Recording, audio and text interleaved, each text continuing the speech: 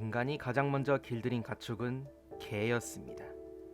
그 역사는 매우 오래되어 심지어 농경이 시작되기도 전으로 거슬러 올라갑니다. 인간이 개를 길들인 이유는 사냥에 도움을 주었기 때문이라는 가설이 일반적으로 유력하게 받아들여지고 있습니다. 그렇다면 개만큼이나 인간의 좋은 친구인 고양이는 어땠을까요? 최근 미국과 중국의 연구자들은 중국에서 5300년 전 고양이를 길렀던 흔적을 관후쿤 마을 유적에서 발굴했다고 보고했습니다. 이집트에서 고양이를 길들인 것은 적어도 4000년 전이며 이 시기가 고양이가 가축화된 시기로 생각되기도 했습니다. 최근에 1만 년 전 유적인 키프로스에서 사람과 가까운 곳에 매장된 야생 고양이가 발견되어 고양이를 사람이 길들인 것이 더 오래된 일이라는 주장이 나오기도 했습니다. 그러던 중 관후쿤 유적을 조사한 중국과 미국의 연구자들은 고대에 대해서 납득할 만한 증거를 발견했습니다. 중국의 초기 농경민들이 자신들의 농작물들을 몰래 훔쳐먹는 쥐들 때문에 골머리를 앓았던 증거가 남아있기 때문입니다. 이들이 만든 곡물 보관 창고와 도기들은 쥐를 막기 위한 방식으로 고안되어 있었습니다. 최초 고양이가 사람과 함께 살게 된 것은 곡물을 축내는 쥐 때문이었던 것으로 추정됩니다. 이 고양이들은 쥐는 물론 사람이 주는 곡물도 먹어가면서 살았던 것으로 보입니다. 이는 탄소 동위원소 측정 결과 밝혀진 사실에 근거합니다. 곡물과 육류에 포함된 탄소 동위원소의 비가 다르기 때문에 어떤 것을 먹은 흔적이 뼈에 기록되어 있었습니다. 한편 한국 역사를 살펴보면 궁궐에서 한평생을 산 고양이의 기록이 발견되기도 했습니다. 조선 후기의 성호사설이라는 책에는 숙종 임금에 관한 흥미로운 이야기도 전해집니다. 고양이는 성질이 사나워 제 비위에 거슬리면 하루아침에 주인에게서 가버린다. 그런데 이 근묘는 참으로 이상하다. 여기서 근묘는 숙종이 키우던 고양이의 이름. 당시 숙종은 고양이 근묘를 끔찍히 아꼈다고 하는데요. 수라상을 받을 때 직접 고기를 먹이는가 하면 근묘를 품에 안은 채로 정사를 돌보기도 해 후궁들이 근묘를 질투했다고 전해지기도 합니다. 인간과 오랫동안 함께했던 고양이. 이 친구들은 어떤 특성을 가지고 있을까요? 16세기 이탈리아 시인 루타스는 고양이의 눈은 두 개의 별이라며 경탄했습니다. 빛의 밝기에 따라 형태가 조정되며 어둠 속에서도 사물을 볼 수 있죠. 입 양쪽에 나 있는 수염은 외부의 물체를 감지합니다. 어둠 속 또는 좁은 곳을 이동할 때 안테나 구실을 하죠. 고양이가 살면서 경험하지 못한 것이 있다면 그건 아마 불면증일 겁니다. 이 녀석들은 다른 포유류보다 2배나 더 많은 잠을 자는데요. 대부분의 고양이들은 여러 번 잠깐씩 나눠서 잔다고 합니다. 젤리같이 부드러운 고양이의 발. 하지만 이 속에 날카로운 발톱이 숨어 있죠. 평소에는 피부의 주름 속에 집어넣어 두는데요. 발톱이 자라면 거친 면에 갈아 닳게 합니다. 폭신한 발바닥은 고양이가 점프하고 착지할 때 에어백 역할을 하죠. 고양이는 자기 키의 5배나 되는 높이를 뛰어넘을 수 있습니다. 또한 몸이 유연하고 민첩하여 강한 다리로 빨리 달릴 수도 있습니다. 놀라운 점프력과 균형 감각으로 캣타워를 자유자재로 올라가는 녀석들. 고양이는 입으로도 냄새를 맡을 수 있습니다. 고양이는 썩을코 기관이라고 입안에 기관이 하나 더 있는데 다른 고양이의 소변에 있는 페로몬 냄새를 입으로 맡을 수 있다고 하네요.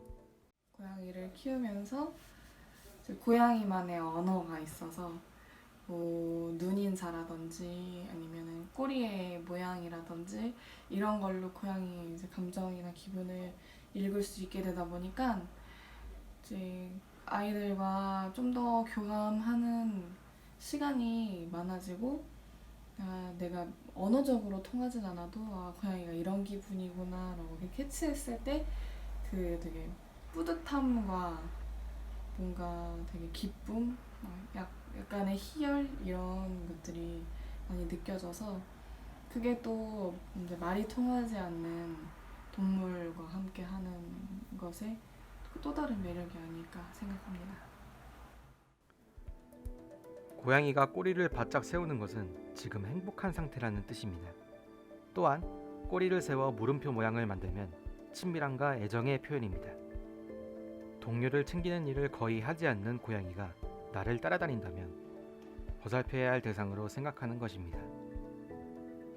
고양이가 배를 뒤집는 행동을 보인다면 공격의 이사가 없음을 보이는 또 다른 표현입니다. 상대방에 대한 완벽한 신뢰와 편안함을 느끼고 있다는 뜻이지요. 고양이 눈키스라고도 불리는 고양이의 애정 표현 방법은 눈을 감음으로써 상대방을 믿고 신뢰한다는 표현도 있습니다. 고양이가 핥는 것은 자신의 냄새를 퍼뜨리고 영역을 확장하는 방법입니다. 고양이가 나를 핥아주는 것은 자신의 소속으로 받아들이는 것을 의미하지요. 얼굴을 비비는 행동은 자신의 냄새를 묻히고 영역을 표시하며 서로 친밀감을 표시하는 행동입니다. 고양이는 뺨과 머리 쪽에 냄새를 묻히는 분비샘이 집중되어 있기 때문이지요. 고양이가 발냄새를 좋아하는 경우가 있는데 처음엔 당황스러워 내 발에 이상한 냄새가 나나 생각할 수도 있지만 발냄새 같은 경우 후각이 뛰어난 고양이들이 맡기엔 매번 다른 냄새가 나는데 고양이들은 새로운 냄새를 맡는 것을 좋아하고 그 새로운 냄새를 맡을 때마다 그 냄새를 분석하는 것도 정말 좋아하기 때문입니다.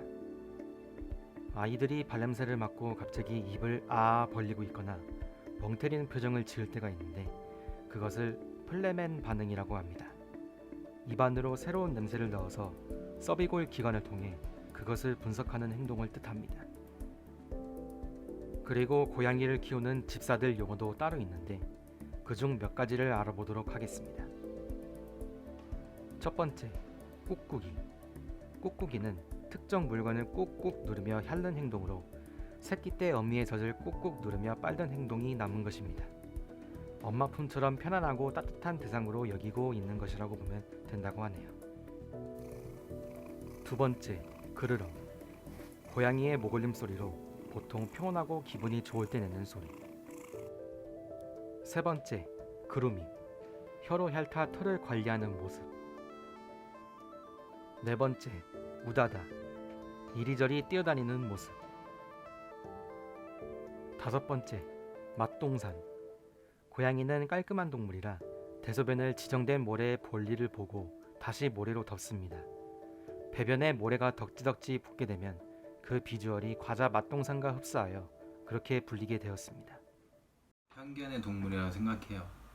왜냐면 저 어린 시절만 했어도 이 친구들을 굉장히 인식도 별로 안 좋았고 굉장히 이제 사람을 핥힌다, 잘 도망다닌다. 그 당시에도 길거리에 굉장히 많이 길고양이들이 너무 많았기 때문에 별로 이게 좋은 인식은 아니었는데 저도 처음에는 굉장히 거부 반응을 많이 가지고 있었어요. 왜냐면 이 친구들이 약간 개인적이고 굉장히 핥힌다, 막 되게 조용하지만 약간 날카롭다, 막 이런 생각을 많이 가지고 있었는데 키워보니까 이 매력이 있더라고요. 왜냐면 조금 사람들 같은 경우에 애정을 굉장히 갈구하는 친구들도 많은데, 강아지 같은 경우에 애정을 굉장히 갈구하는데 이 친구도 애정을 갈구하지 않고 뭔가 그러면서도 바보스러운 좀 매력이 있어서 약간 개성이 강하고 좀 이기적인 면을 우리에게 보여주면서 좀 더 다가오는 그런 모습을 보면서 굉장히 매력이 있다라고 생각을 했고,